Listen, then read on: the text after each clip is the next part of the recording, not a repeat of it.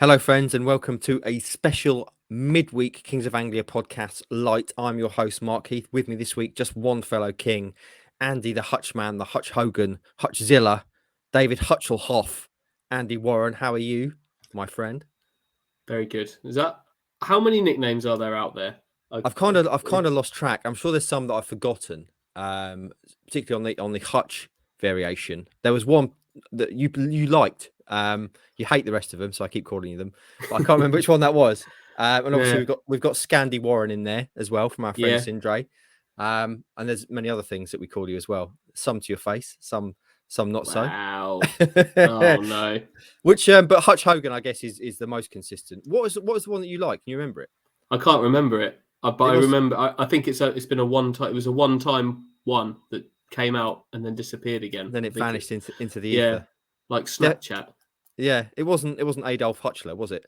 It was not. No, that one does make me smile though. I'm quite happy with David Hutchelhoff. I like the idea of David running down a beach, Baywatch style. Yeah, in my shorts with my little floaty thing. Exactly. We know that you don't like beaches or the sun, so that I love beaches. I love swimming in the sea. I'd just rather it was the winter. I'd go in the sea now. You'd rather the sea was frigid and frozen. Yeah, I love. Yeah, don't go telling people that I don't like the beach. Love the beach. On that note, and this is in no way that I expect to be asking you this question at any point on a podcast, but have you ever lathered yourself in duck fat to go into the sea? I have not. No. Well, there you go. Have you? I've not. No, but the idea appeals, I must say. Is that a thing? Yeah. So you see, for warmth. Yeah, absolutely, because it helps insulate, doesn't it? So your serious swimmers, cross-channel swimmers, often can be seen lathering themselves up with fat. I believe duck fat's the best. I don't know why. Goose fat, another option. Any other fat, I don't know. But there you go. So maybe something to try when you pop down to the sea. It's a similar kind of sliding scale to which fats are best for cooking roast potatoes, isn't it? Like if you're going cheap and easy, you'd go just sunflower oil. If you can get the duck or goose fat, you will get a superior potato and swim. So there you go. Yeah, definitely one to try. I'll get the crisp and dry oil out and go for a little swim this afternoon. What you could do, mate, because obviously you use the duck fat Christmas, don't you, to make special roasties. Christmas swim as well, because you've always got loads left over. So make your roasties, then go and dive into the sea Christmas Day. See, the trouble with that, we are kind of regulars at the Christmas Day dip in Felixstowe on Christmas, but that is at like 9 a.m. on Christmas morning.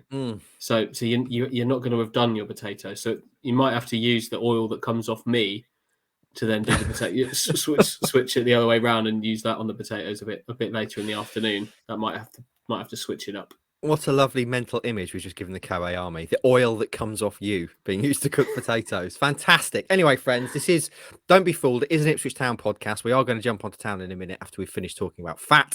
I am Mark Heath, as I say, with me, Andy Hutch Warren. Please support our sponsors, KOA. Use the code KOA at manscaped.com for 20% off and free delivery. That's the code KOA at manscaped.com for 20% off and free delivery. Hutchie, I wasn't here on Monday. The man Mike Bacon, the big pork thing, the big porker, the grand porcine, stood in for me capably as he does.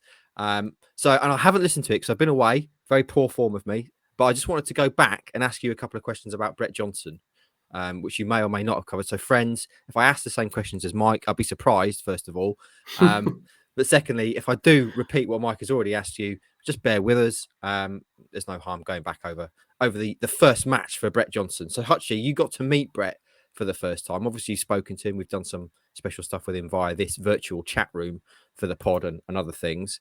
You met him before the game. What was your impressions of him meeting him as a person? For me, having seen him interviewed many times and also a lot of pictures of the guy, he seems like a guy who would be perpetually enthusiastic and infectiously enthusiastic. Would that be a fair summary of your impression of him? Yeah, I'd say so. Beaming smile, bright white smile. He's a big bloke. Is he? Yeah. I reckon he's at least 6'4". 6 foot, blimey. Yeah, he's a big guy. I mean, I'm not a big guy. I'm 5'7" at a push. So most people seem big. He's not Tomas Holy big, but he is a big guy. You can tell he he's a former rower, isn't he? A collegiate rower, and you can tell he's built like a collegiate rower would be. He also has an identical twin, which it just makes me think of the Winklevoss twins out of the social network, the guys that claim to have invented Facebook before Zuckerberg did, because they were identical twin rowers, and that's who I think of. But yeah, very positive. I met him on the Friday before the game. Obviously, lots of pictures of him subsequently at the game, and you can tell by those pictures, can't you? Just his face is an absolute picture. The pictures that the club got of him, I think it was celebrating Selina's goal. Him and Mark Ashton, amazing pictures. Just Brett's eyes bulging with excitement. Mark Ashton's in complete shock. But the best bit, have you seen the picture I'm talking about? Yeah, they're fantastic images. Yeah, but the best bit, did you see Peter Reid? Peter Reid looks like someone's just run over his cat or something. Cheer up, Peter Reid. It's amazing pictures. But yeah, he very positive guy. Infectious is probably the right word. And yeah, it was great to meet him, and it all added to a really good day for Ipswich. 6'4" straight away. That's something that I didn't know. From looking at the pictures, he doesn't look particularly large, but he's a big guy. Would he fit the hairy ass centre back that Stuart Watson's always looking for? Maybe a bit clean cut. Too clean cut, I would say. And we didn't. Again, I bottle this every time, didn't I? I didn't ask him about that. Why? This should be a staple question you get from the King of Anglia. I know we should be. I should have been like selling Manscaped products to him as well, but I didn't. I bet. Incidentally, Mark, we're supposed to have read out some kind of Halloween theme. We haven't done that, have we? Still go and buy it though. Absolutely, 100%. And I bet I tell you what, I bet the boy Johnson manscapes. He's clean cut.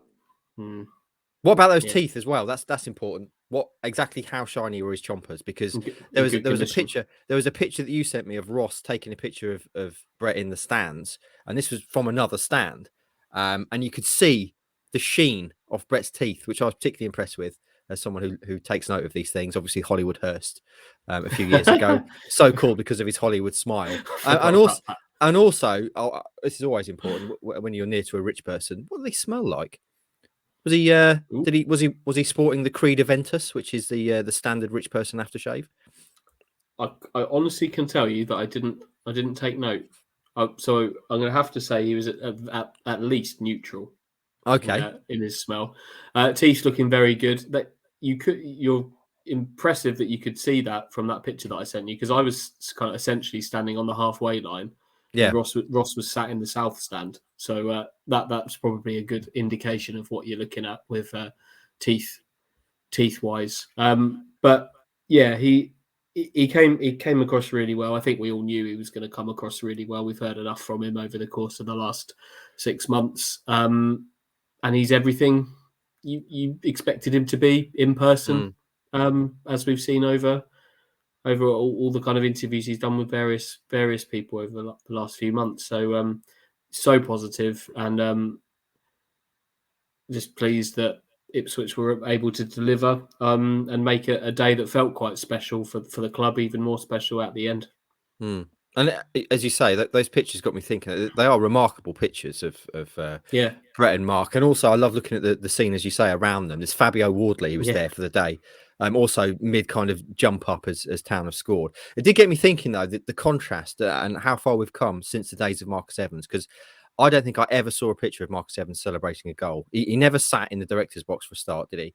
He was always in his own kind of little private, what they call them, box.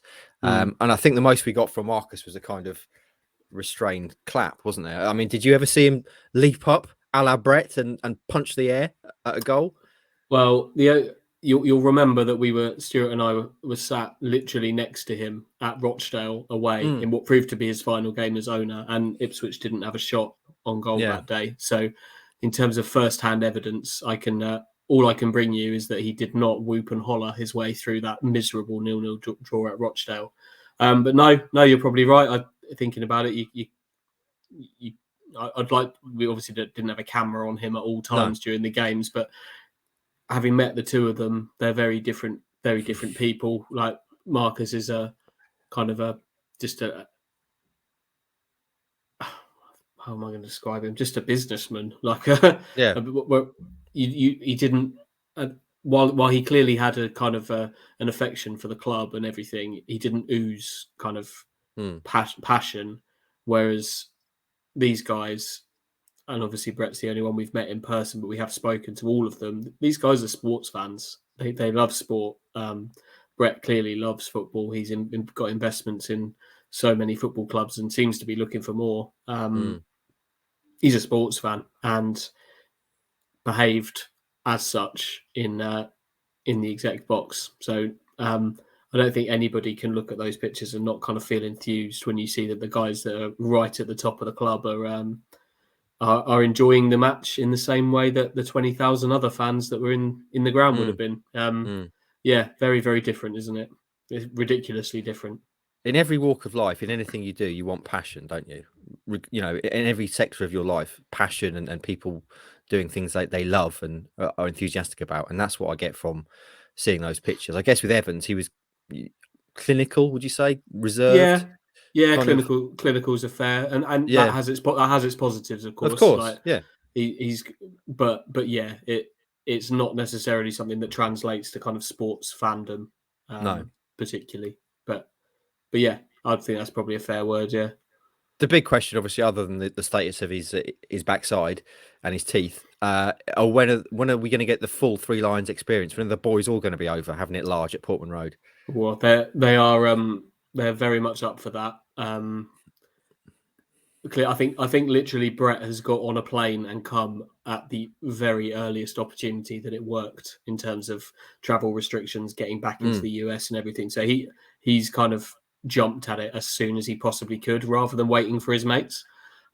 This side of Christmas is their real aim. I don't know when they're planning, but just as I don't know, just thinking out loud, they play Sunderland on the 18th of Saturday, the 18th of December, and that feels like it should be the kind of game that could have all that around it. Because Brett was speaking about when they have got this date in the ground, in the drawn in the diary and everything, that they would tee off of it, was his expression. Very reserved, actually. This visit, there was no kind of.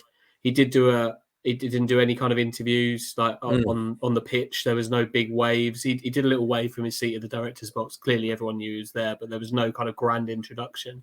I get the feeling that once all of them, the Three Lions, Mark Steed from the investment fund, Ed Schwartz as well, who works as part of that, facilitating that. If they can all make it over, I think we might see something a little bit different in terms of how that's handled on a day. I just think Brett didn't want to kind of lap it all up himself, because they're very much a team. So if I was a betting man, and I kind of am, these days, that would be my guess. But I honestly, I don't know. But that would be my guess. Makes sense, wouldn't it? Because they'd try, and you'd think there's going to be a really big crowd at that game, big away following, big home following. Maybe they could get even more on the gate if they kind of, if it was built up to be this great day. And things are going well, then that would be my guess. That would be the one, wouldn't it? As you say, December the 18th, Sunderland at home. It doesn't get much bigger than that in League One. And to have the full contingent of new owners there would be tremendous. But I want them to do the proper Ipswich Town experience. So I know this time, for example, Brett was staying in London, wasn't he? Get the boys in the Novotel for a start. Pre-game beers, Greyhound, obviously. Get them all down there. And then the old greasy burger from outside the burger bar, Portman Road. I want the full experience for the boys. And then, you know, maybe they drink a little bit too much and get a bit leery. Who knows? That'd be tremendous, wouldn't it? So we shall see. December the 18th, potentially, hopefully we'll get the full contingent of owners coming across to watch the game. But great to have Brett with us for the first time, and great for him to see such a dramatic victory. In terms of victories, just a reminder that you, my friends, can have your own special victory. For the biggest game of the season, you can win one of 2 pairs of tickets for the Luke Chambers Cole Skuse Bowl at Portman Road, Tuesday, November the 9th. This is the game. Sod, December the 18th, Sunderland at home. Colchester United coming to Portman Road in the pizza platter, trademark David Flisher. This is the one you want to be at. And you've got a chance, friends, through us, through the Kings of Anglia podcast, you can win a pair of tickets. You have to answer a question, share a post on social media, and we will pick the winners at random tomorrow. That's Friday if you're listening to this, and let you know by lunchtime tomorrow. So go back through our social medias to get that and enter. I know a lot of you already have, which is great. Buzzing that we can give the KOA Army a chance to be there, Hutchie, because otherwise you'd think it would be pretty much a sellout that game. Yeah, this is the only way in. This is the only way you're going to get in is through this. Look, as Papa John, I love the Papa John's Trophy. It's a bit of a joke, but as Papa John's Trophy group games go, this has got the lot, hasn't it? This is as big as it gets. Isn't it? It really is. Yeah, in terms of this competition, it really does. And don't forget, it's not just these all the returning players who, of course, just a few days prior are playing at Sudbury in the FA Cup. And things not going so well down there for them at the moment. But this is a cup final. But it's also a winner takes all. Winner goes through. If it ends in a draw, it goes to a shootout, and if that happens, whoever wins the shootout goes through. It's without going too crazy about it, because it is Ipswich Town reserves against Colchester mix and match. This is you don't get much bigger in the Papa John's. Still no sign of a single pizza though. We're doing this competition, and no pizzas yet again. Not even a mention of a potential pizza. I just don't understand it. I don't understand what's going on. I'm assuming as we go up through the levels, there will be pizza available. But yeah, this, as you say, this is as big as it gets at this stage of the competition. Luke Chambers and co coming back to Portman Road win, as I say, one of two pairs of tickets to that game through the Kings of Anglia. We bring you everything that you want, Ipswich Town related, including massive giveaways. Another massive giveaway, literally, Hutchie, Tomas Holy has gone out on loan. Like that? You like that link? You're on fire with these today. The one to start the competition one was great as well. Yeah, you're on it today. It is a massive giveaway. Ipswich Town have loaned giant 17-foot goalkeeper Tomas Holy out to Cambridge United. It's emergency loan, which sounds very exciting. Hutchie, bring us up to speed on this one. Yeah, he got sent down the A14 with the blue lights flashing. Your goalkeeper's on the way. He's here. He comes. Stick the blue light on the bus, and he's off. But yeah, he's 7 days. He might have played his only game. It's not impossible that he's played the only game of that spell. Now they drew 1-1 at Doncaster on Tuesday night. Left standing for, I think it was an equaliser that Doncaster scored that he probably should have done a bit better with. But they needed a goalkeeper.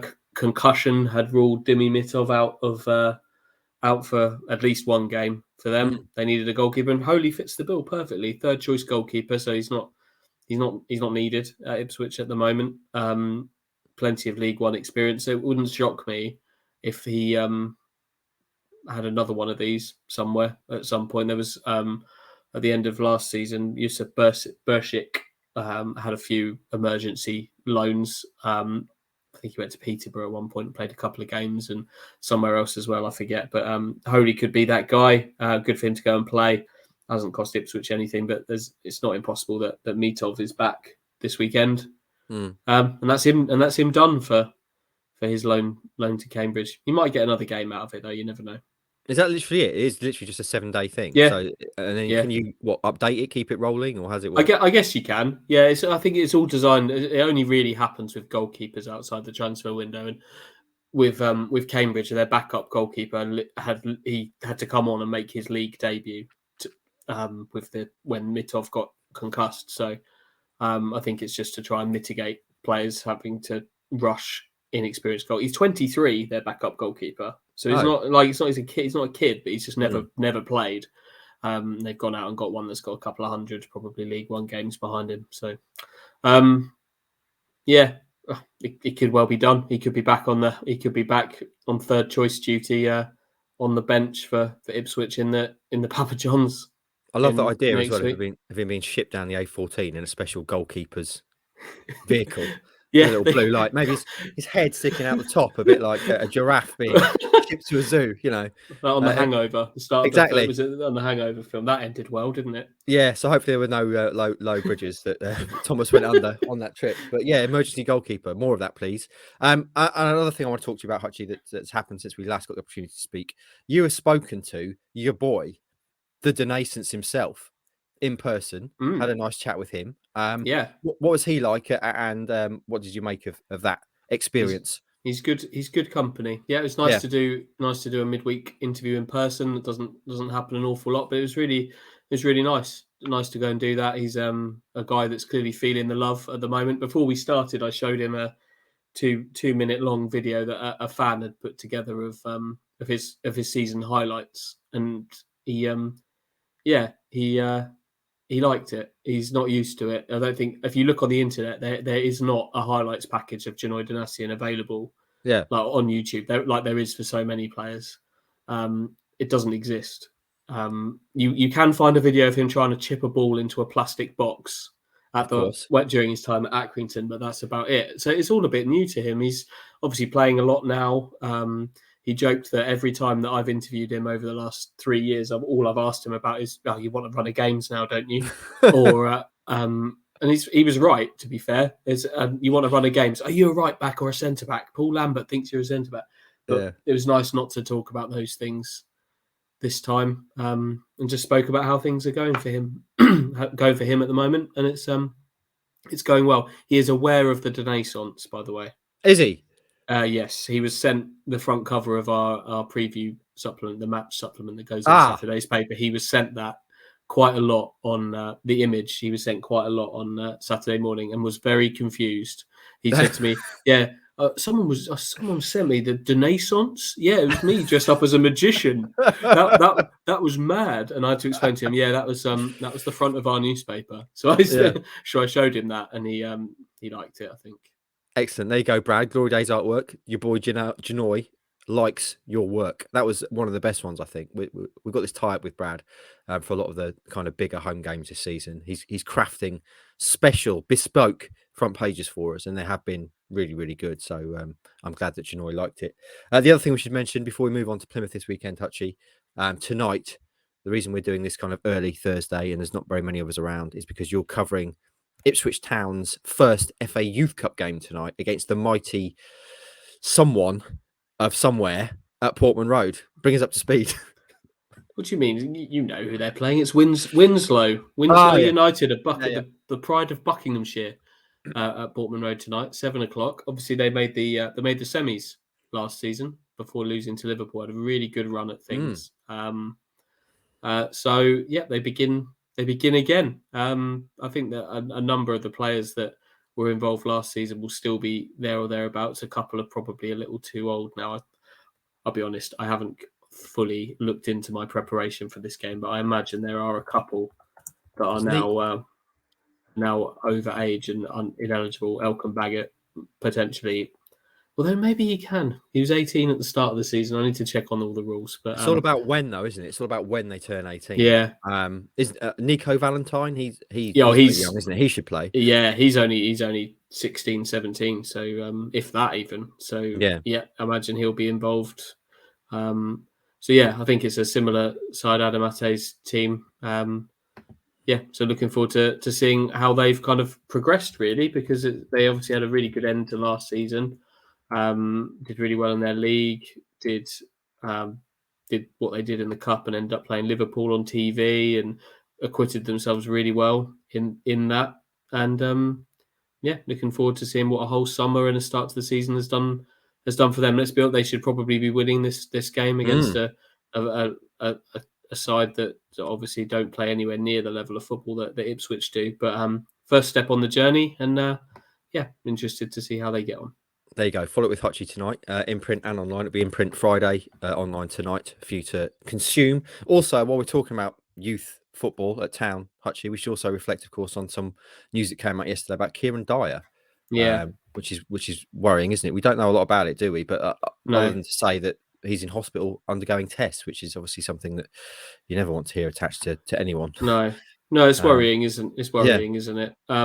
You're right. We don't know an awful lot about it, and it's not. I guess not some. We're not going to sit here and speculate on it, but yeah, the club revealed that on Wednesday morning.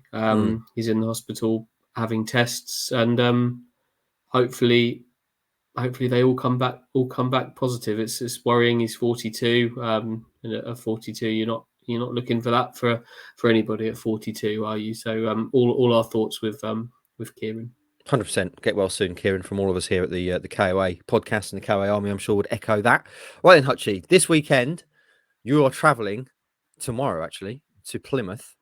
One hell of a road trip, and it's for one hell of a game. You're gonna be on your own, unfortunately, because your boy Watson is on holiday in Scotland. Mike is otherwise engaged, and I have to work the Sunday, so you're going to be on your own at Plymouth, along with the boy Roscoe, who's obviously going to be there videography wise, and our snapper Warren, the Moan Page. So you're travelling down there tomorrow. It is a huge game. Plymouth top of the table. I think they've only lost once all season, haven't they? And that was from memory. I think that was on opening day. So they are in incredible form. But this is a huge game, isn't it? Town, you would say, are in form, given their recent run of results. And Plymouth clearly are in form. So this is a real opportunity. We've talked about statement wins, which Town have had, the Pompey result, and backed that up with a win in the final embers of a game on Saturday. This, though, would be massive, wouldn't it? An opportunity to turn over the league leaders in their own gaff. Yeah, it could be a massive few days for Ipswich, not just this game. And you're right, they are unbeaten in the league since the opening day of the season. Really, really on it. But not only that, Ipswich go to Wickham on Tuesday, who are currently second. So it feels like Ipswich are sort of getting there at just the right time going into these. Plymouth play decent football. It should be quite an open game, which most games involving Ipswich are quite open, aren't they? To be fair, they score goals, don't they, Plymouth? They do score goals. So do Ipswich. So it should be a really good one. And you're right, it is a big game, and it's one where you would now you're now hoping to see Ipswich flex some muscles a little bit. They flexed their muscles at Portsmouth. They certainly did to blow away a team that are having a tough time. No one's expecting Ipswich to go here and blow Plymouth away, but now's the time where you're really looking for Cook's side to show what they can do against the teams that are emerging as the strongest in the division. Let's make no bones about it. There's work to do to catch up, but Cook will still have his eye on these teams as being his side's rivals and the teams that they're looking to compete with for league position.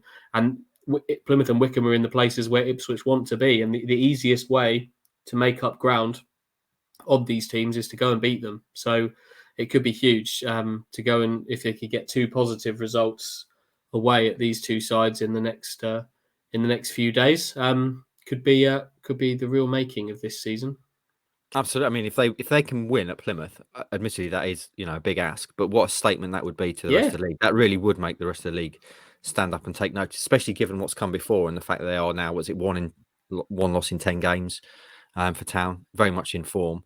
When you look at the Plymouth side, Hutchie, obviously there's the James Wilson link. We've not been able to talk to him, unfortunately, up to this game, but there clearly is a relationship there. He will know Town, although he's not going to know a lot of the players, is he? To be fair, no. Other than having played for the club, he's not going to know many of them who are still there this season. Certainly won't have any kind of inside info on the guy he's going to be tangling with in Macaulay Bonne. And then at the other end of the pitch, Plymouth, their 2 strikers are red hot, aren't they? They've got the lad Hardy and Luke Jeffcott. I think have got 15 goals or something between them this season. Hardy double figures as well, like Bonne. So wherever you look, it's going to be a fascinating game, isn't it? Fascinating tussle. Yeah, like a battle of the leading scorers at that top end of the pitch with Hardy. Yeah, he's he's a decent player. We've seen him before. He's one I've always quite liked, Scottish striker. But yeah, Wilson's an interesting one, isn't it? I think the only players he would know would be his old mate Toto. The two of them were a really good partnership for Ipswich with a really good record together.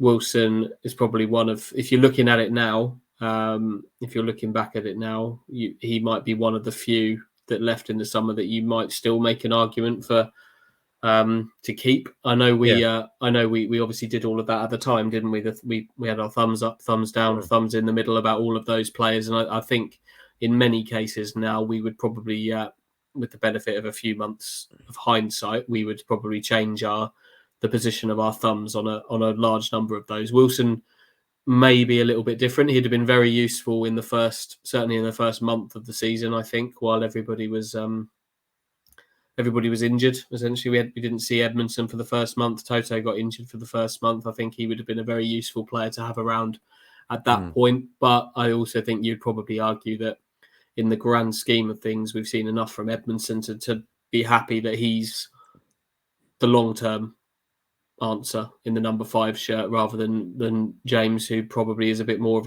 a short-term thing. And also, you got to look at it. It's worked out pretty well for him, hasn't it? As well, I don't think he's probably sitting there thinking, "Oh, I wish I'd."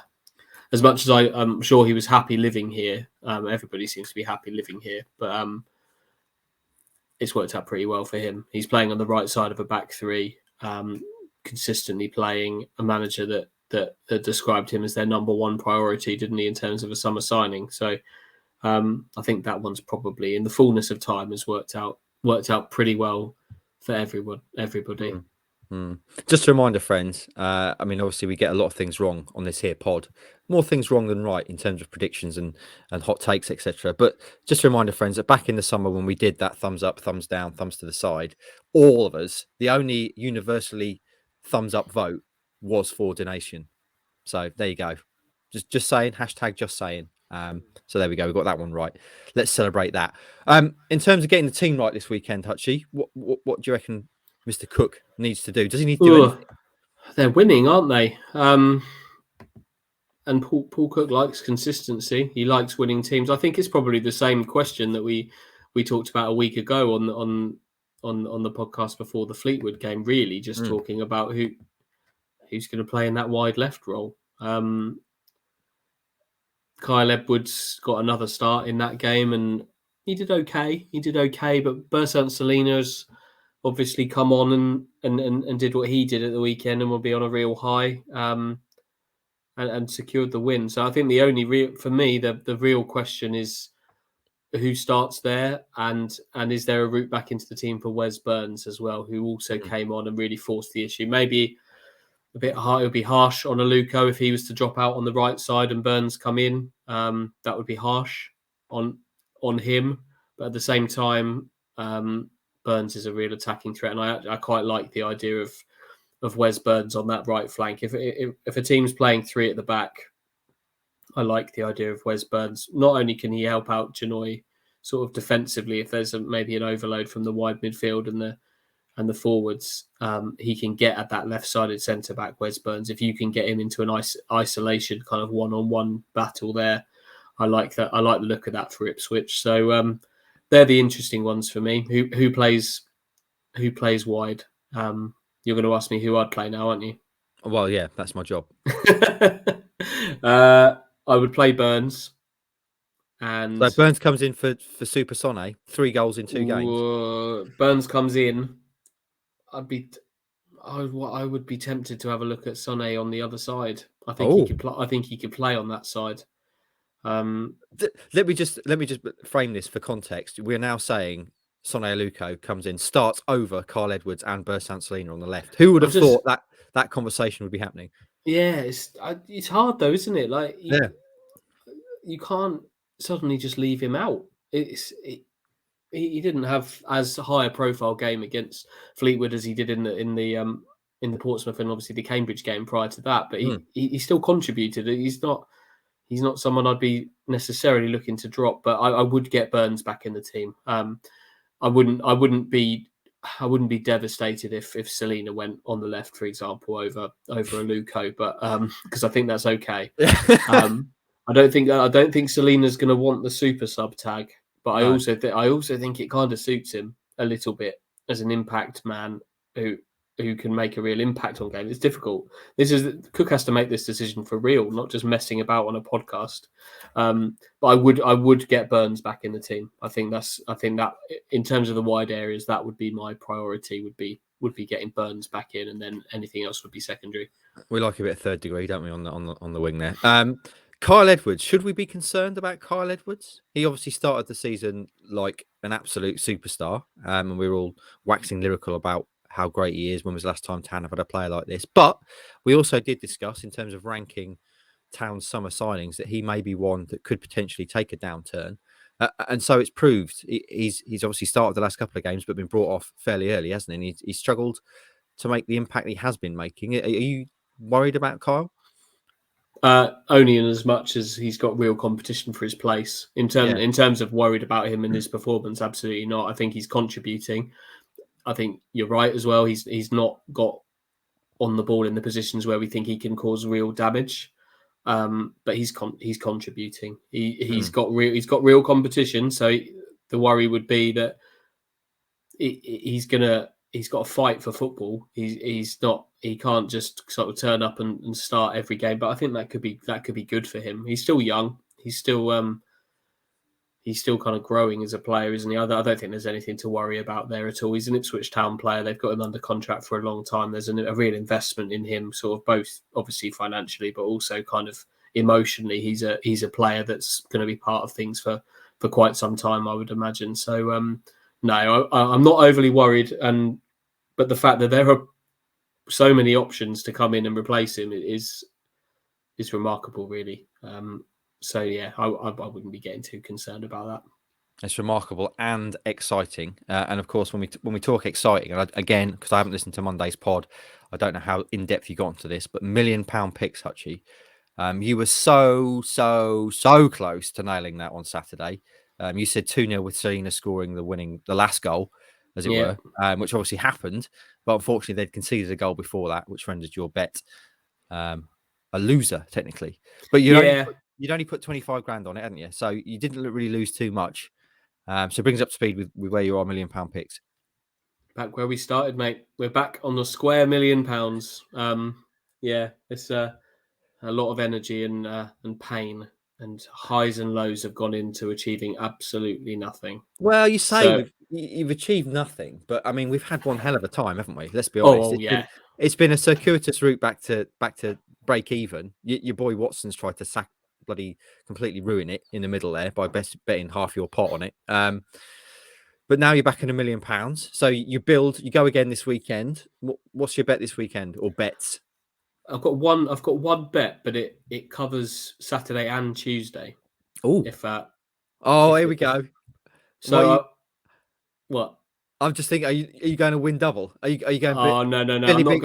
I'm not going the win double. What I'm going, I've not quite got the balls for that. What I'm going is a bet is called a double chance, which basically the bet is for Ipswich to either draw or win both of the games. So basically to go unbeaten in the two games with Plymouth and Wycombe. So it's one draw and one win. Like 2 draws is fine. If it's two draws, I win. If it's 2 wins, I win. So £200,000 on that returns £470,000 plus a little £222 little bonus as well. So so that's my bet, which obviously could be dead in the water come 5 o'clock on Saturday, or not. So that's where we're going this week. An unbeaten run against the top 2. I thought you were going Billy Big Potatoes and a win double there. But what I do also enjoy about this journey, Hutch, is it's your own personal journey of discovering various different ways of betting, because I'd never heard of that double chance thing before. And now obviously you're pretty much full-time professional gambler on the side. So it's my own money as well, of course. Given to me on expenses by our company. So it's big for me, this. Hey mate, the way Archon's going, that might be a way forward. Maybe let's just start making some money through gambling, shall we? Look, I've not lost anything. There we go. And if I think Stuart Watson would probably be given some kind of written warning for just recklessly, 100% chucking it away. But I've not lost anything. It's like we're broken even, which in some areas probably quite a good thing. So just if you're listening at Shadowy Archant figures, just send some my way. We'll save the industry. In my next high-powered business meeting with the shadowy figures, I'll say, guys, got a new route of monetization. They like that. Monetizing things. New way of monetizing things. They'll be like, oh, what's that? And I'll say, well, we give Hutchie £1 million. Calm down. Hold on. Hear me out. And then he bets it. And he's doing pretty well. So why not? I mean, we may net, but we may lose. But hey, we're losing anyway. So there you go. Let's give it a whirl, shall we? Shadowy figures. Yeah. We'll see. I like it. I think I've sold it there. Just write that down for my next hard meeting. Right then, boy. I usually say boys at that point. Boy. That's just over the 40-minute mark, which still qualifies just, I think, as a KOA light, KOA mini pod. We better take our leave. Is there anything else you want to mention? Tell the KOA army about? Where are you staying in Plymouth? I assume it's a 5-star. Can't give away the name of the hotel, can I? Well, clearly they don't want crowds outside, but I'm saying it's probably a big luxurious thing, is it? Were you and Roscoe going to be there? Yeah. Out on the town in Plymouth on Friday night? I'm meeting Ross there. He is travelling independently to me. Oh no. I'm meeting him there. He's only got to be there by sort of 2:00 on Saturday. He is leaving on the Friday, so hopefully he's taking his own route there with a friend or two, I believe. Right. But yeah, so I'll be honest, I don't have to worry about him on the train, which is good. Which is not a bad thing, due to given recent incidents. Exactly. But yeah, hopefully I see him in the hotel lobby at around 8:30 on Friday night. That's the aim. What a lit hotel lobby that will be as well, with you, Rossi, and the boy Paige there. And Brenna Woolley. Oh, and Brenna! Wow. Yeah. What a quartet. Yeah. You're bringing the sexy to Plymouth Friday night. We, my friends, obviously bring the sexy to podcasts, but that brings us to the end of today's particularly sexy podcast. I hope you enjoyed the KOA light today. We'll be back in full force on Monday to reflect on what hopefully will be a huge win at Plymouth. Fingers crossed. What a statement that would be. I hope you enjoy your weekend. I hope you enjoy the game if you are going. Remember to follow us across all our social medias, Kings of Anglia on Twitter and Instagram, because that's where you can enter that competition for those big tickets to the Colchester game. Remember that. YouTube and what's the other one? I've forgotten. Facebook. That's it. The old one. Yeah. And also, please leave us a 5-star review on iTunes, because we've not had one of those for a while. It helps us greatly with the visibility in the iTunes charts, helps more people discover this nonsense that we churn out on a twice-a-weekly basis. And also, remember to support our sponsors, Manscaped. Use the code KOA at manscaped.com for 20% off and free delivery of everything they've got on their site. It is excellent, just like hopefully you'll agree this pod has been. Have a great weekend, friends, and we'll speak to you again next time.